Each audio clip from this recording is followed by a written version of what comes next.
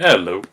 Today I'm going to talk about the Baltic opening, which I find one of the most fascinating openings in chess. It's very offbeat. I'm not going to claim it's good, though I had a 1900 friend who was having difficulty against 1d4, and I showed him this line and I showed him a few variations in it, and 3 days later he went out and beat his first master in a tournament game. Pretty good showing. So it's not toothless, but it isn't a mainstream opening, and there are reasons for that we'll get into. But I think it's very interesting because if you look at this position, we have a Queen's Gambit position, and Black's main moves are e6, c6, and dc4. Occasionally, other moves are played. Now, a lot of people I see play knight f6, and they have no idea why this is inaccurate. But White's move actually carried a threat. c4 comes with a threat. White wants to take on d5. That's why every main move Black makes responds to this threat.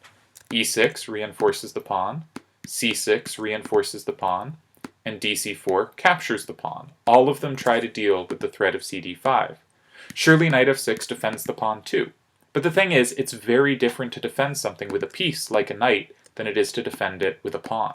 Because now when it's captured, we must take back with a major piece, and major pieces are vulnerable, and when they are threatened, they often have to run away.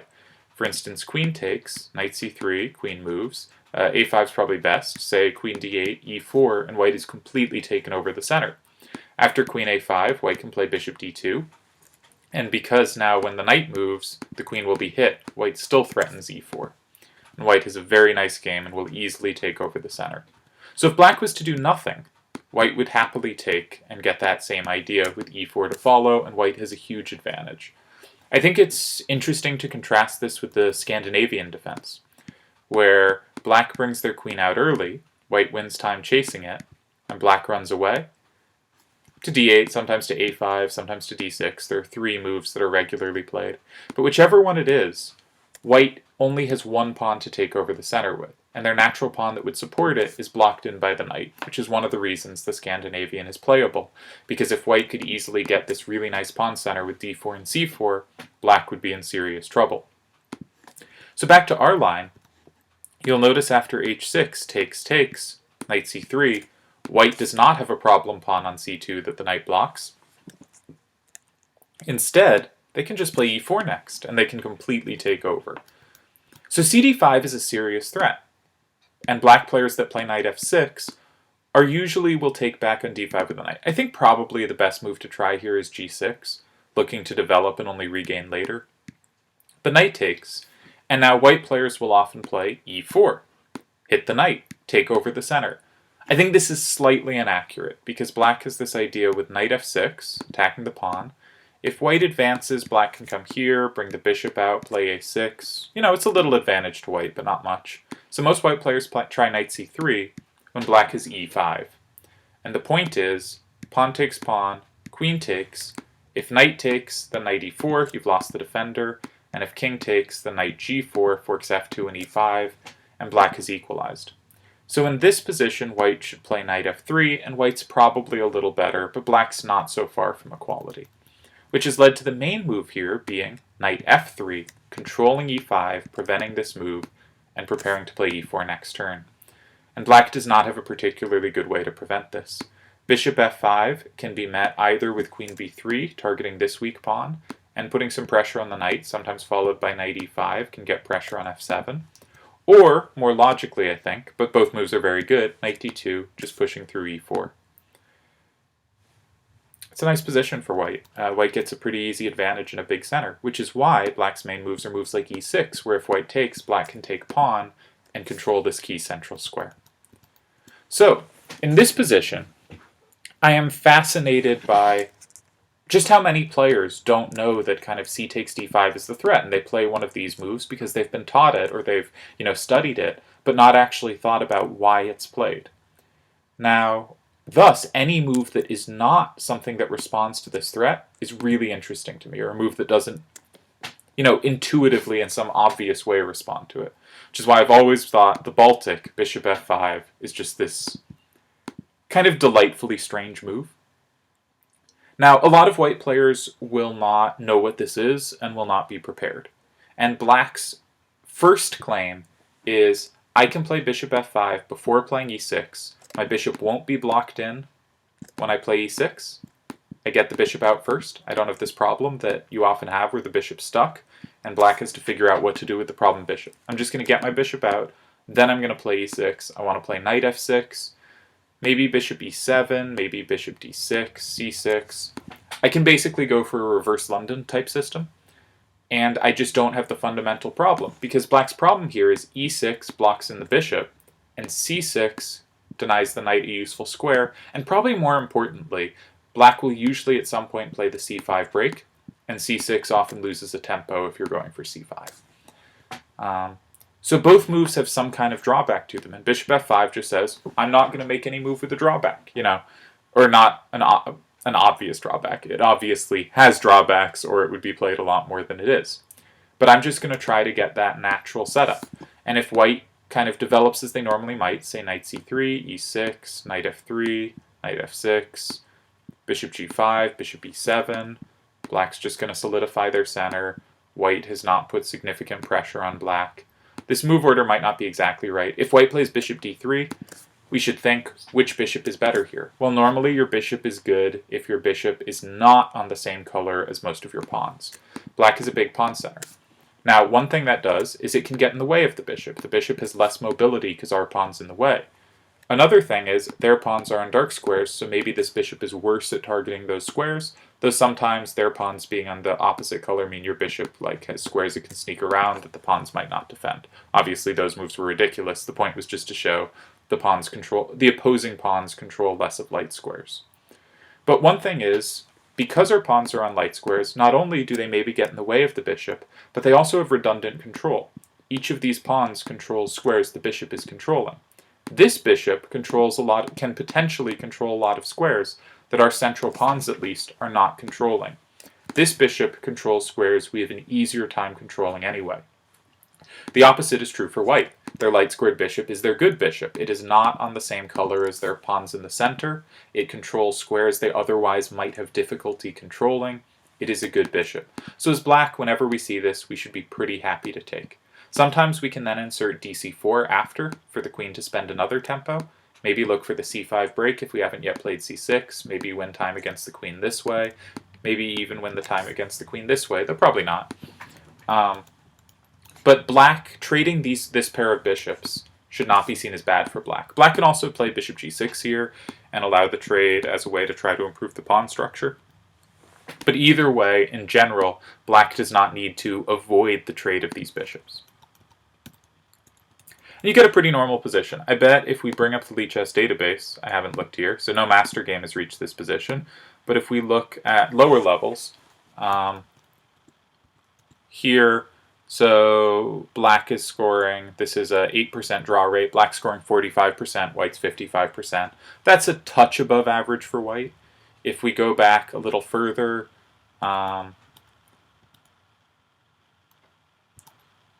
say to this position, apparently black has done better playing c6 first, sort of saying bishop g5, what are you doing? I haven't played knight f6 yet, you don't pin anything. White players have gone bishop f4, knight f6, e3, bishop d6 is reasonable, bishop e7 also seems reasonable to me.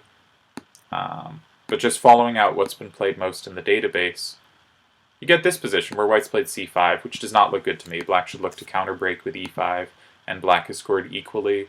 White after bishop d3 has a small plus, that's 51 to 49% once you include draws. Queen b3 is always annoying to meet because of the b7 weakness, and we're going to get to queen b3. But the point is, black can play this very kind of London system-like setup with the bishop coming to f5, with white in the London, the bishop comes to f4, and just develop the pieces and have a pretty comfortable game. And I think it's pretty close to equality if white doesn't try to do anything to exploit the fact that we've kind of tried to get this free move with the bishop. Now, when I was playing this in Blitz, I actually really hated those London system type positions. I am not a natural London system player. I do not enjoy it, and I did not get particularly good results there. And my results were actually better when white played more critical lines.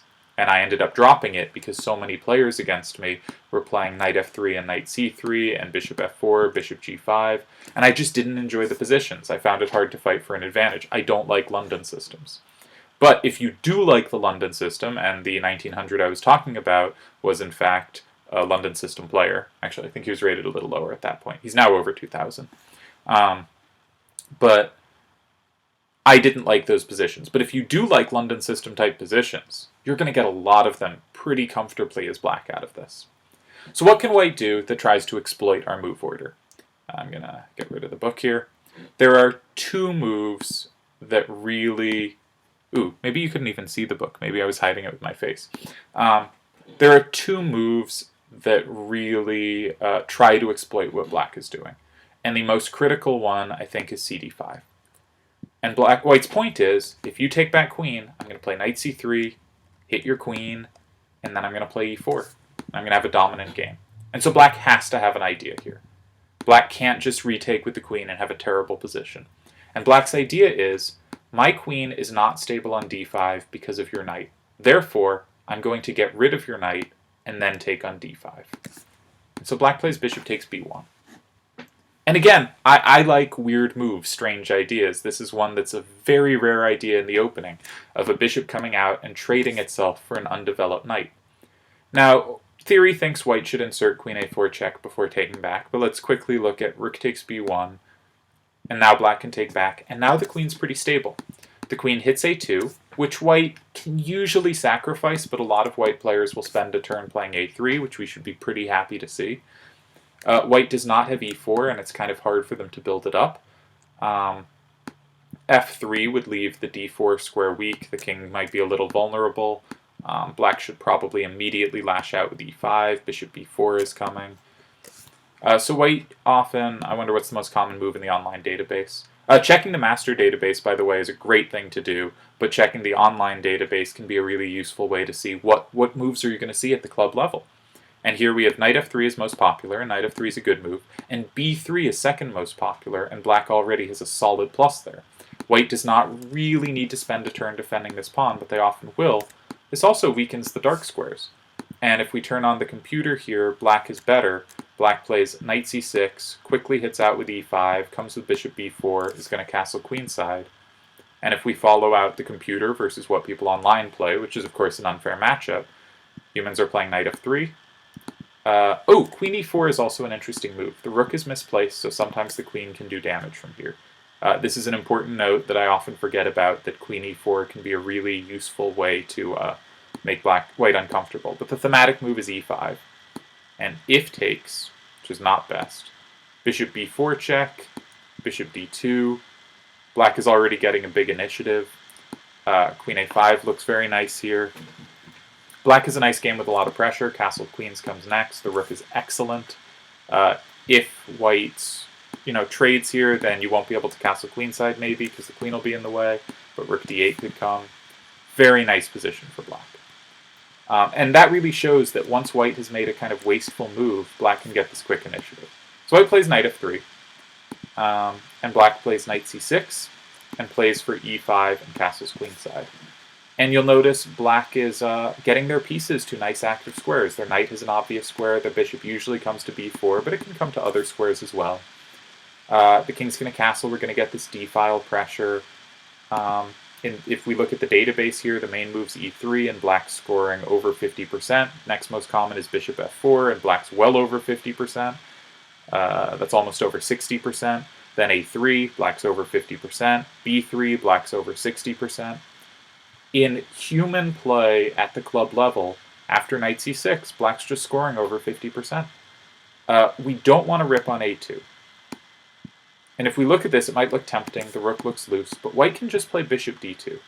It's slow, but we're losing time with our queen, and if white gets in e4, they have a big advantage. So knight f6 gets played, and then just e3. And this position actually becomes surprisingly hard to unravel with our queen over here. For instance, e6 has been played a lot. Just develops. Queen tries to get back out. And white just has such a large developmental lead. I guess queen c2 might be most precise, hitting c7. But you can see the computer's giving +1.5. The center is going to roll. The c7 pawn's hit. It's a tough position to defend. We usually don't want to grab on a2, but white players will think we do, and we can get a big advantage off that. Now, queen a4 check is considered the most critical reply. And the point is, white has the two bishops, and the two bishops, if nothing else, are a really big endgame advantage. And if we go into an endgame, even if we regain this pawn, white's going to have the two bishops. It's a lasting, static advantage. It's tough. So the main move here is c6. And now white can take or take on c6, and lines continue. But white does score well here. Rook takes b1, queen takes d5, knight f3. We can already see this compared to the lines we were looking at. Black doesn't have knight c6, so we're slower to castle queenside and play our e5 break. And white has queen a4. This is a significantly better version for white than what we've just seen. I think you can look a little further here. If you look with the computer, it's giving plus 0.6. Like knight d7, knight gf6, e6. We get this kind of Caro-Canish structure, or, a Scandinavian type structure. I don't think it's, terrible, but white definitely gets an advantage doing this. You can see why this might give white a clearer advantage than the other line we were looking at. White can get an advantage against this stuff, which is why it's not played at the top level. White can also play dc6, and the point here is if we save our bishop, white's going to get an extra queen. We're lost. So instead, knight takes c6, rook takes b1, and queen takes d4. e5 has also been tried here and is interesting. The thing about queen takes d4 is after the trade of queens, black's going to get fairly easy development, but white just has the two bishops in a queenless game. So this is another solid advantage for white. If you can see, You can see some of it. White scores very well from here. The computer gives white a pretty solid advantage. Plus 0.5 is a little more than the standard opening advantage, but it's also very static. It's hard for white to throw away that advantage quickly. So I do think cd5 is the best move for white to make. And while I think bishop b1 is really interesting, white gets some advantage with queen a4. Against rook b1, I think black's position is pretty fun. And I did face rook b1 more often, and if you look in the database, which will compare well to club level play, rook takes b1 6,200 times, queen a4 4,400 times. Rook b1, black already scores over 50%, queen a4 check, and if we include draws, white's scoring 58%, which is very strong, though there are major openings where white scores that well. So I like the line. I don't think you get hit by cd5 and queen a4 check that often, but it is why the opening's not played. And it does directly take advantage of bishop f5 because bishop f5 does not reinforce d5, and therefore we have to give up the bishop to avoid making concessions with queen d5, and the game continues. The other way for white to try to take advantage of our setup is to go for b7. Now, with the bishop coming out, we've left b7 loose, right? So if you consider compared to e6 or c6, both moves reinforce d5, which our move doesn't do, and don't leave b7 weak, which our move does. So it seems natural that the ways to try to exploit it are cd5, exploiting the fact that we're not defending with a pawn, and queen b3, exploiting the weakness on b7. Now queen b3 can be played on lots of different moves, and we're going to give coverage to it at various times. But after the immediate queen b3, alright, so you can see in the database, black scores really badly with dc4, even worse with b6. The other problem is they're threatening cd5 now. They have two attackers on it, right? But black scores really well over 50% with this e5 counter-sacrifice. Lines are complicated. If you wanted to play this, you'd have to do some studying. The core ideas are if they take here. Don't think these are the main. Apparently knight c6 is the main move. Well, I have to look at this more. It's been a while since I've looked at this. Knight c6, the knight can come to b4, hit at c2. We're going to see that in some other lines, or d4. Either way, the knight's hitting c2 and possibly the queen. The knight threatens to recapture. If a move like cd5, I'm going to assume... Ooh, bishop b4 check. So knight b4 and knight d4 look kind of obvious. but against knight b4, I guess they can defend, and against knight d4, queen a4 check, and our knight is loose. Therefore, bishop b4 check, and against bishop d2, now knight d4, and queen a4 check does not grab the knight, and it can't grab the bishop either because there's knight c2 at the end. So you can see how these lines quickly get complicated, and you do have to know what you're doing. I've played this a bunch without ever having looked at it, and I've gotten decent results, but like if you look at it, you'll clearly rack up results. White players are not going to know the theory. They can also take on b7, knight d7, black is giving up all the pawns, queen d5, I believe knight f6, queen f3, and now bishop takes b1, rook takes b1, bishop b4, permanently leaves white in the center. If they play bishop d2, we capture. If they play king d1, their king's in the center. Black's going to get a big initiative, a big attack. You can see the computer thinks black's much better. The database says black is, crushing. So black can often get a really nice initiative with this e5 move. So most white players delay e5. For instance, knight c3, or queen b3, delay queen b3, e6, now queen b3. And now black is actually equal, and in the database you can see crushing with knight c6. And the idea is again, to hit that weak c2 square. And I believe, it's possible knight f3 and knight f6 were included in my friend's game against the master. But I believe the game continued cd5. Now, knight d4 has the queen a4 check problem. Got to watch out for that. So it takes back. And then I think his opponent played e4, trying to break the bishop's control, but maybe they played b4 after knight b4. Maybe they played knight f3 here, defending against knight takes d4, now knight b4, which I believe is best. The computer likes knight f6, you can just sit on knight b4. But knight b4, white played e4, and the game got really complicated. But there's this critical idea where queen b3 can be met with knight c6. If queen takes b7, then knight takes d4, coming through on c2. If something like knight f3, then knight b4, still coming in on c2. And actually, the threat is not just knight c2. The threat is also bishop c2, because the queen is only one square, and then knight d3 check is a discovery winning the queen. So there's a bunch of threats here, and this position is already pretty terrible for white.